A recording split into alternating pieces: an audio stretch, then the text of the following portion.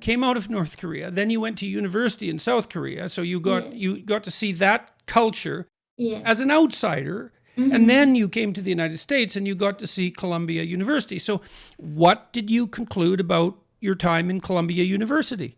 What were your impressions? What do you have to say to people about what you saw? I know you. Oh my gosh! So that 4 years from 2016 to 2020, it was a complete madness. I I became very pessimistic about the Western world after university because, like, so literally in these humanity classes, even the economics. I was studying economics for 2 years and later human rights. The professor would send me the emails. Oh, this class we're gonna cover this. If it triggers you, you don't have to come to the class or don't even do the reading. I'm a rape survivor. I'm a slave. I gone through so many things, and they say, oh, this can trigger the rape. This can trigger this, and then like every before the class they say, let's go through what do you want to be called, your pronouns. And my English is not that good. I sometimes mistakenly call him or she, and then they start asking me to say they, and then I don't know how to incorporate in my English that pronoun properly. And it made me so nervous to talk in the classroom. And one day I got into fight with my professor. She was saying, the fact that you're letting men holding door for you is you are giving in to their overpowering you. And I was like, no, isn't it kindness? Is it decency? I hold the door for people too. It's not like I'm trying to signal that I'm powerful than you. And she was like, Yeonmi, you're so brainwashed from North Korea. Like, and I was a scenario, of course my GPA is gonna be affected, and it's like, okay, I gotta really shut up. I gotta try to do my best to get a good GPA. So that 4 years, I learned to censor myself all over again. And it became ridiculous. That's terrible. Exactly, I literally risked my life to say what I think is right. And now I'm like, contribute 4 years of time, try how to create a safe space and be sensitive enough. So, and like, where am I? And it gave me a lot of chaos. Like, did I become free? Like, where am I? Is there any truly free place in this world right now? Well, okay, so you were in this university in Korea, and Korean universities are intense. And so Yes. how would you contrast the quality of the education that you received? And they're very Western influenced, the South Korean universities. So they're a product of the Western university system. So how would you contrast your experience at the South Korean university with Columbia, which is in principle one of the great Western American institutions, educational institutions? I do think South Korea is way more technical. They are way more into trying to teach you the skill set. Like, if more giving you actual knowledge. But okay, I think Americans are very obsessed. That was my impression at Columbia. We're really trying to help you how to think, but almost like you want to shape how you think. They are very into shaping your minds, how you think about something. In South Korean study program was more like, oh, this is a fact, this is what happened in history, this is what we're gonna do, this is a model we're gonna apply to solve this criminal case. This is how things work. But lately though, when it comes to sociology, it's been very influenced by the Western, like the mainstream education. So a lot of anti-Western sentiments was definitely there. I have been somewhat oppositional. I'm not exactly like a Mr. Go Along and Get Along guy with this stuff, that I don't always have the best reality check on my own behavior. And so I was just saying, well, okay, if I did cause offense, then, I feel like it's okay to apologize, and there probably was a better way for me to do this. Some of my comments, were leaked or made or transmitted to other people that weren't in the meetings, people that were in the BIPOC meeting, particularly my And BIPOC is Black and Indigenous people of color. So they were having their separate meeting of faculty and students where they received different content. And why was it separate? Just out of curiosity.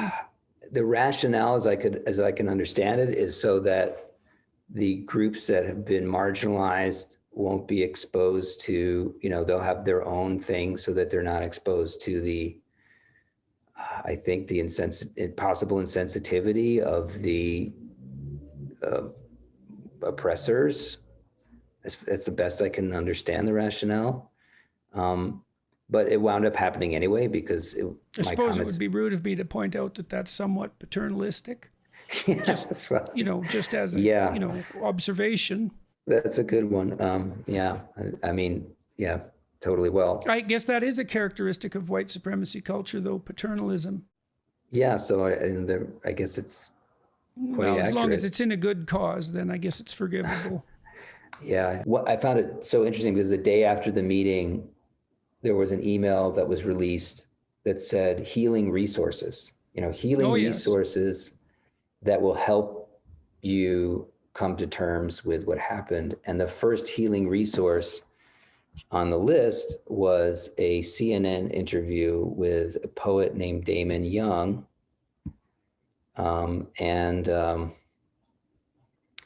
Damon Young, in this interview said things like, we need to get rid of all of capitalism. We will have to do a carpet bombing, not a carpet cleansing of society.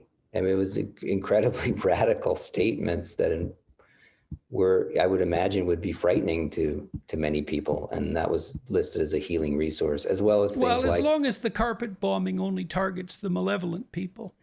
Well, yeah, I guess. And then there was a Robin DiAngelo article that said, white people need to be made or kept uncomfortable.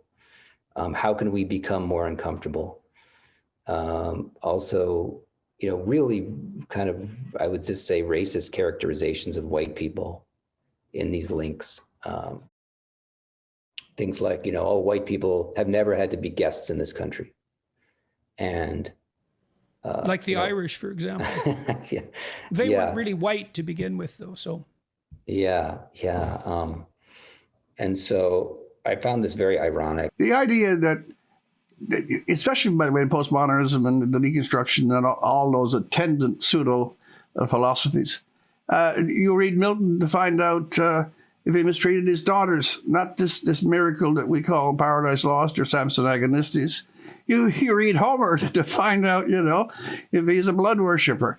This whole game of taking the great documents of Western civilization as a hunting ground for moral woke offense. Well, first of all, it's catastrophically stupid. If you have the 40th Symphony of Mozart or the Beethoven's Fifth, and the only reason you're playing it is to find out if either Mozart or Beethoven had a sexist attitude, you're out of your mind. Stop this.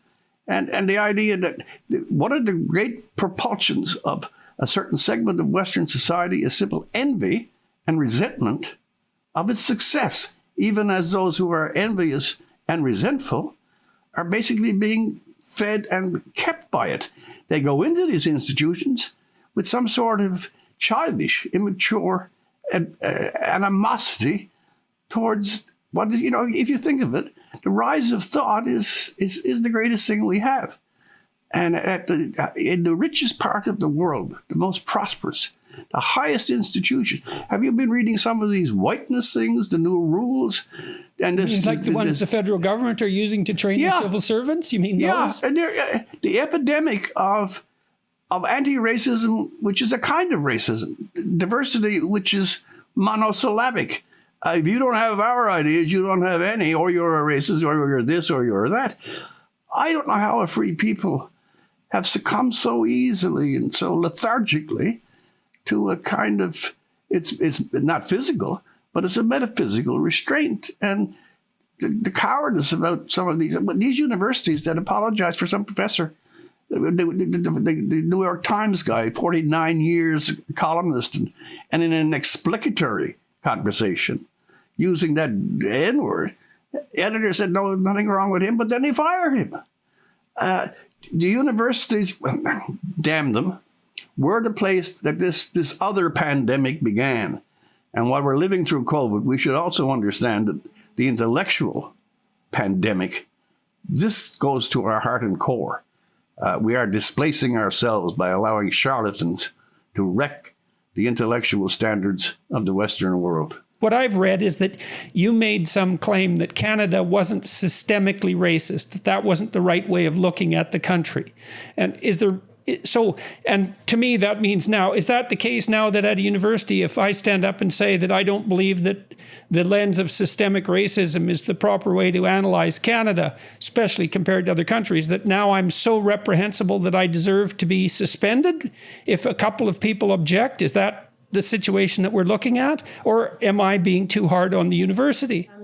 I have to admit, I may be wrong, but there may have been a flavor for that during that month. So like it was like my story was sort of a scapegoat for something that is much bigger than a deer, a simple deer, a silly deer. Sometimes we're not allowed to write serious things or silly things or be wrong or change our mind. And your situation is also particularly peculiar, I might say, because you don't seem to be the right sort of target for this sort of targeting, because you're using the terminology that I don't appreciate in the least. I mean, you're female, you're an immigrant, you're at least in principle part of the communities that the people who push this sort of nonsense are hypothetically trying to protect. So why is it because you are in one of these victimized categories?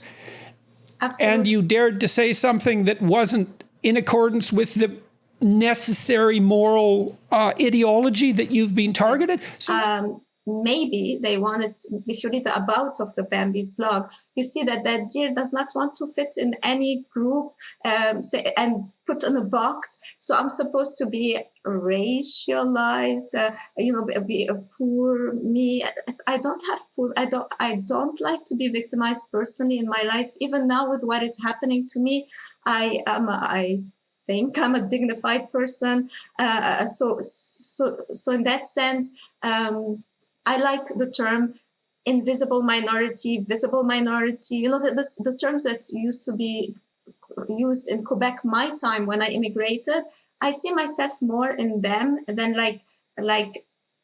put us divided into you're this group, that group, and sectarianism or not like Canada. Right. So you're supposed to be, first of all, you're female, so hypothetically you're oppressed because you're female, even though the evidence for suppression of females in academia is very, very, it's actually, females dominate over males in terms of numerical proportion in most disciplines.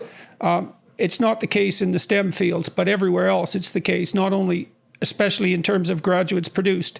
It might not be the case at the highest levels of distinction in the academic hierarchy, although that's changing pretty rapidly. So you should actually fit into at least two oppressed categories, female and immigrant, right? And so the rule here is that if you're in both of those categories, victimized by the intersection between those two categories, that there's a particular political view you better have or else. And or else in your case is or else you get suspended because a few people complain. That's what the hell's going on with the administration. I don't understand what they're doing. I really don't understand. I can't understand why they didn't have the courtesy. Actually, I can understand why they didn't have the courtesy to call you, because the sad truth is that as soon as a few people complain, everyone who isn't directly involved runs scared and looks for someone to sacrifice. No, but let me tell you something. What happened at Mount Allison University and is happening elsewhere, but particularly here, is a symptom of what is happening in our country, or maybe beyond, actually. So I take it like that. It's a symptom that we do have a serious problem, as you said, like tenured professors not being able to express ideas, debate ideas, challenge students with ideas.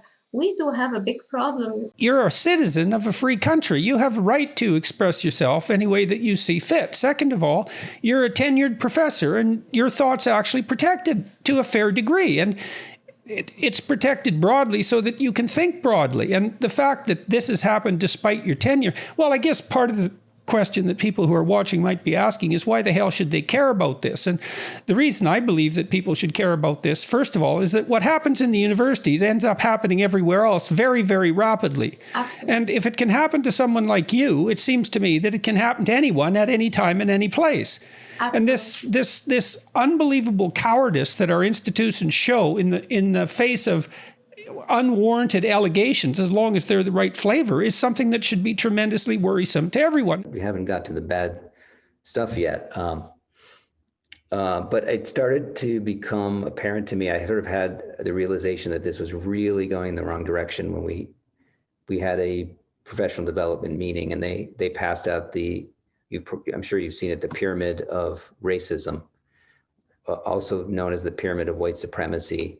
And it had a schema. It was a schema arranged in the form of a pyramid with genocide at the top of the pyramid, and then various layers that had categorical names like overt racism, covert racism, minimization, indifference, and then there must have been about 50 or 60 things sprinkled on the pyramid at various levels.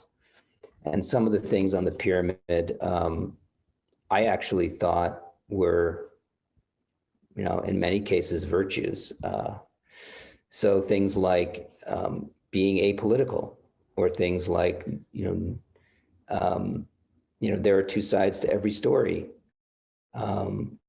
Things that were contradictory, like, not believing POC, but also thinking, well, my Black friend said ...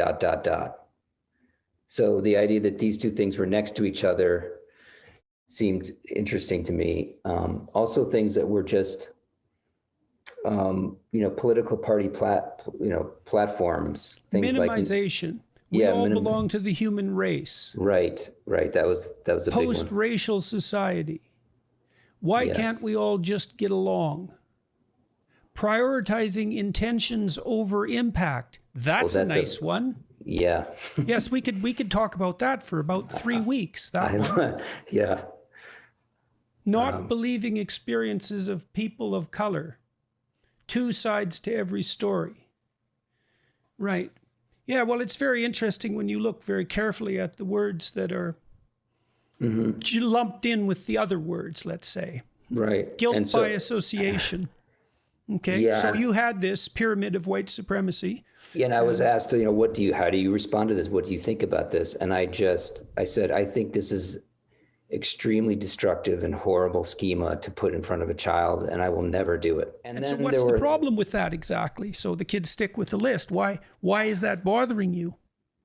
Well, it's because it means that, events, the multiplicity of possible reasons for things that change, that are different depending on the actual incident, get reduced to this script of explanations, and only those explanations, fit the paradigm, and only those explanations will be considered. And that means that you're not making sense of the world for yourself.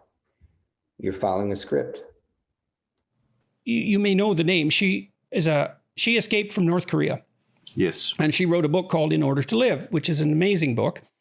And the book ends in 2015, but after 2015, she enrolled in Columbia University, which was a dream of hers and a dream of her father, that she be an educated person.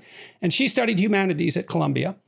And I asked her what that was like. And she said that it was a complete waste of time and money, and that she felt that she was completely unable to utter an opinion that was genuine the whole time she was there. And it shocked me, And so I asked her very specifically, I said, come on, you're not going to tell me that the entire time you spent in Columbia, you didn't have at least one professor or two professors who stood out, who really taught you. Now, she had told me during the interview that she had encountered George Orwell's work when she was in South Korea, particularly Animal Farm, and that was what partly what influenced her to start speaking and writing. And so, and she had read a lot when she was educating herself in South Korea prior to going to South Korean University and then to Columbia. So it's not like she was unfamiliar with the potential impact of, let's say, the classics on her life, on her philosophy.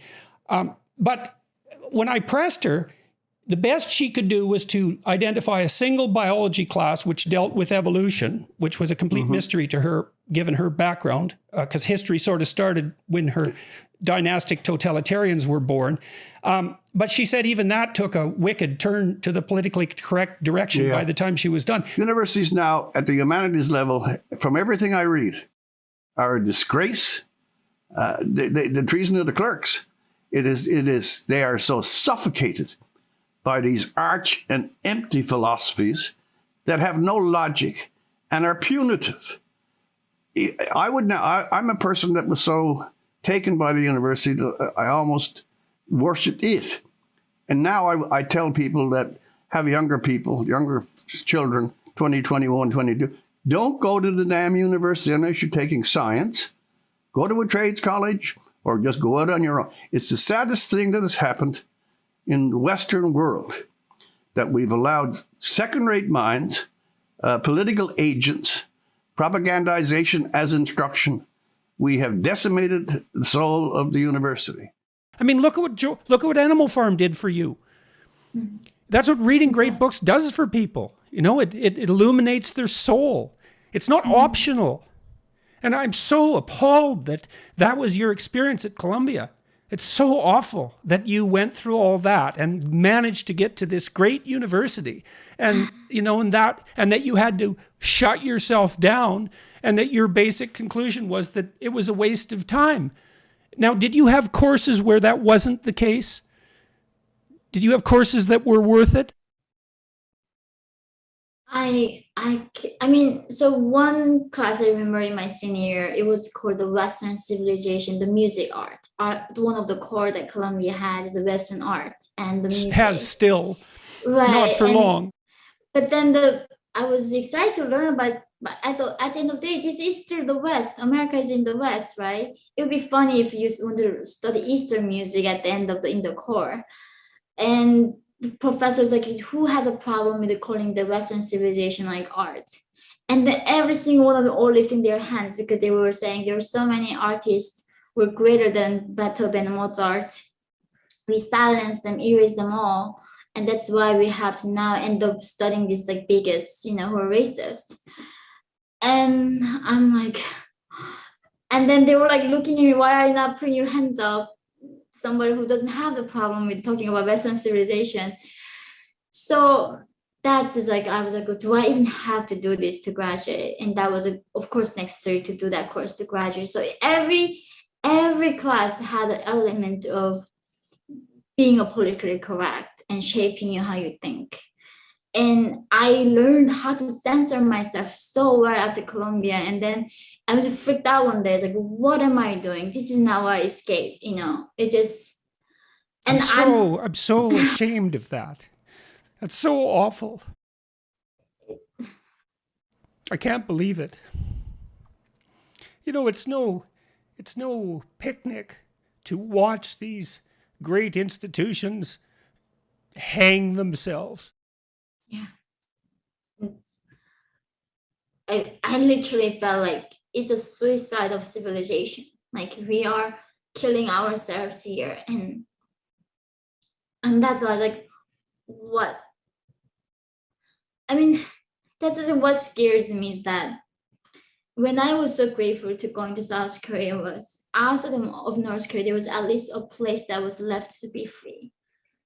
And all these people obsessed with fighting for, you know, climate change, animals' rights, gender equality, transgender, whatever, all these things people are fighting for. Wonderful. But then imagine when nobody is free in this world, who's gonna fight for us? And that's like what terror for me is like, imagine all of us became enslaved, like North Koreans, all of us did in that system. There's no one can stand up for any of us. And I guess because I always knew that it wasn't guaranteed. Like when I go to camping with my friends somehow always have confidence that they're gonna find food, even though when they're going to the remote area. Not me, I always packing this like energy bars, blah, blah, always with me, because I know like you can end up not having ever all the food. So maybe this is a mentality that in the West, freedom was always there. somehow people think it's gonna be miraculously gonna be always there. And for me, it's like, no, it can be not there. That's, you know, at that's all. why we were supposed to be educating young people. We were supposed to be teaching them that, no, it's not always there. It's fragile, and you better take care of it, because the default condition is authoritarian starvation. And if that isn't happening, it's a bloody miracle. Yeah.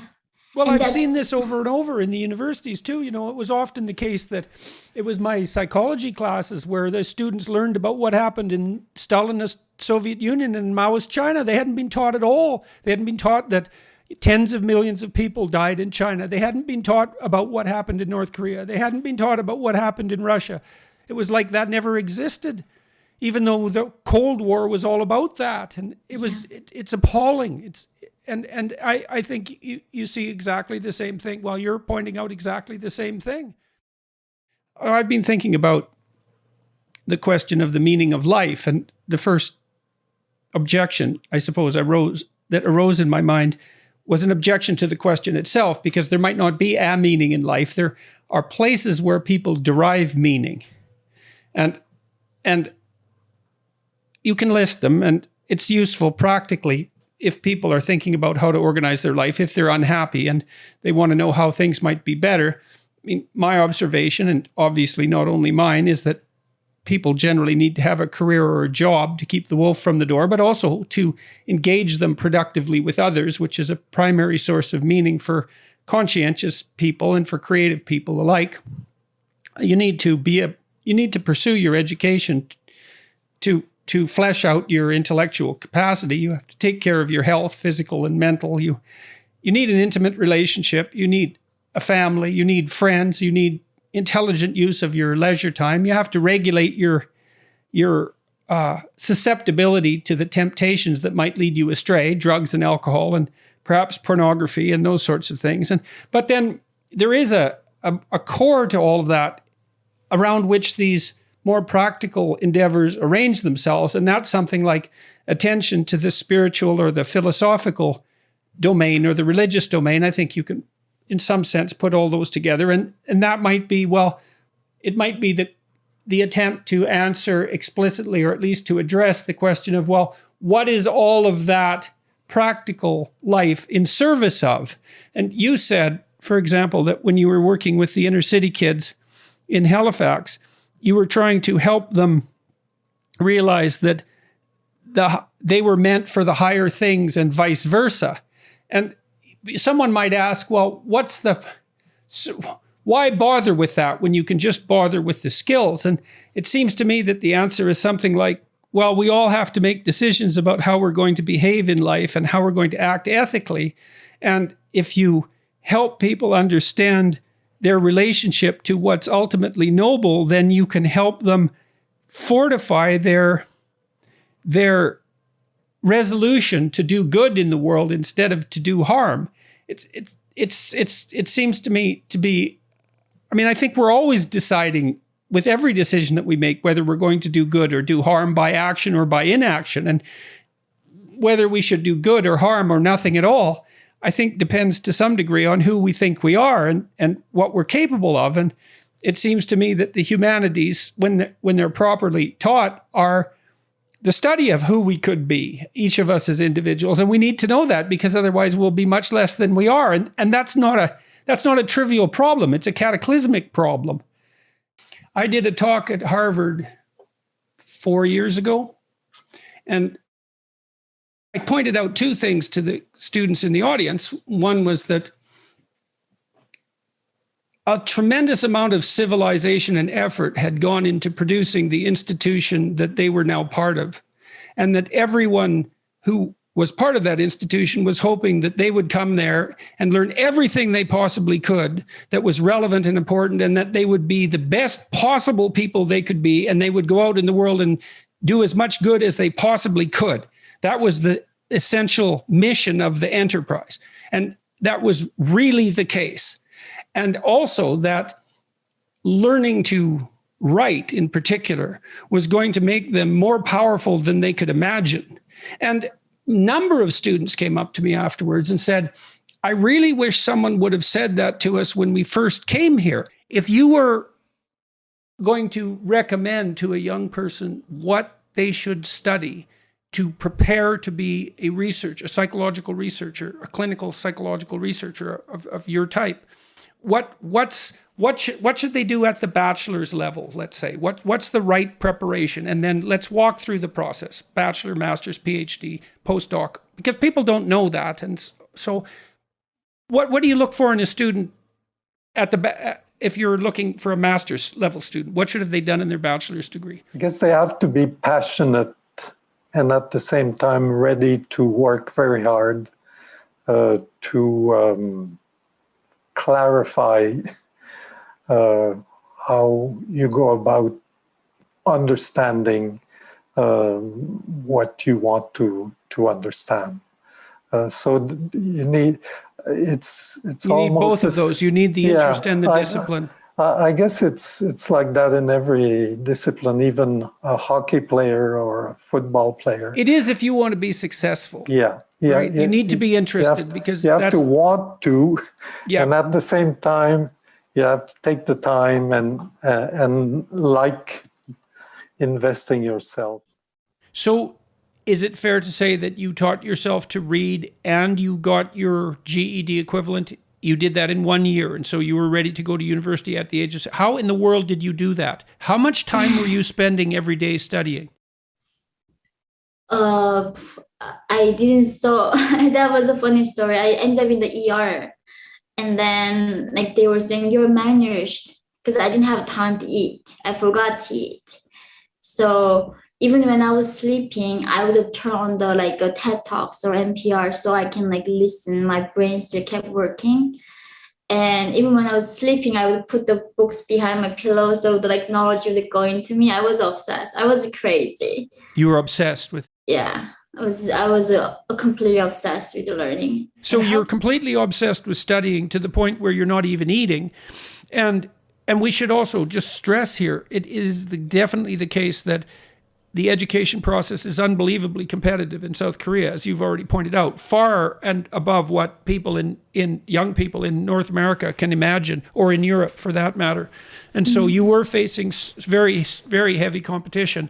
So, but you got obsessed to the point where you weren't even eating. That's amazing, because I would have thought that you would have been more motivated to eat after what you'd been through than but you were hungrier for knowledge than for food, and you had been starved of both. Exactly. I was working at this, I don't know, you know, something called Daiso. It's like a $1 store in South Korea, the Japanese branch. So I was working there as a part-time job, and I was a minor. So my mom had to give the authorization that she would let me work. And then I was working this wedding horse, like serving food as a waitress. So I was working, and then my mom was also doing the dishes and helping me. And I was living in these rooms in Seoul because I was studying where underground, I didn't even have a window. And I still remember those times. I was so happy because I had a goal. Like I was, you know, like this tiny room where you can just stretch your feet like barely. I'm like 5'2", I'm tiny. In that room, I was like living there. All I had was books with me and dream. Yeah, well, a room full of books isn't small. Exactly, it was large, yeah. Right, absolutely. Mm-hmm. So you got your GED, and then you applied to university in a competitive program, and there was still trouble with you getting in, but you managed it. How did you manage it, and how did you decide what you were going to do? I was going to study criminal justice. I saw so much injustice, and even in South Korea, I saw so much of it. I really wanted to understand how that worked. You know, what this thing is called justice. So I'm grateful they gave me opportunity to study that program. But now it's just such a I don't know how I was going through all of that. But somehow back then I had a drive that I never even knew I had. So, but your experience at university, go into that a little bit more detail. Well, I'm glad you elaborated that as you did. And I know. I brought up that university experience in the hope that, and when we do it now, down the road in this conversation, I think outside of family, that is always principle and will never be superseded. Outside of family, if there's anything that contributed to the way that I look at things and have given me lasting benefit, okay? You may be familiar with Samuel Johnson's remark about literature. It applies to all the arts, that it exists better to help us endure life or to enjoy it. It fixes the mind. And when you have a real university, you get these things. The professor I mentioned, for example, when he found a book, it was one of Arthur Kessler's, I won't bother to name it. He actually walked to my house on a Saturday afternoon. I was just a kid and in awe of him. But he came to the little the student house and wanted me to have this book for a week so I could read. I mean, this kind of almost genuflection to the emerging mind of a young person is something that stays forever. So that long-winded again, the university experience was the strongest because the universities then had values. They worshipped, and that's a good word, not to be backed off from. They worshipped the best creations, the best fashions, the best styles of thought, the best scientific finesse. And they made you, not made you, they induced you to be grateful, to be grateful for what other first-rate minds have contributed to the temper of the entire human race. My undergraduate degree, I encountered people who were reading these texts and saying things about them that enabled me to understand the things that I had perhaps intuited when I was younger in a more self-conscious, rationally universal frame, which is, of course, what philosophy is. Ideas are are everything, and there should be, you should be talking about ideas based on what make ideas sound or unsound, not the person who's saying them. What's your vision for Ralston College, architecturally speaking? I would perhaps say just by introduction that, our analysis and the need for founding new institutions is directly related to the things we've just been speaking about, the cultural, spiritual crisis, the upstream influence of the university over everything else, the fact that it is the epicenter of, at very best, unhelpful, at worst, downright toxic forms of ideology that spread through anything and everything that is catastrophically beset with high costs, low value, and so on and so forth. But our analysis is simply that there is huge demand in young people for alternatives, people who are seeking alternatives to the indoctrination and activism and fraudulent low value of the academy. I mean, I think your own work has shown this about as clearly as anything else historically ever has, that it's a mistake to concede your new book, you write about the need for creative dynamism in relation to our institutions. And it seems to me we're in a moment, not only in which that is urgently necessary, but also eminently possible if we have only the courage to do it. So what I would say is a few things. The first is that Ralston College has really four fundamental commitments. First, to seek the truth with courage. Second, to apprehend beauty in all of its forms. Third, to the freedom of speech and thought that are the conditions of those pursuits.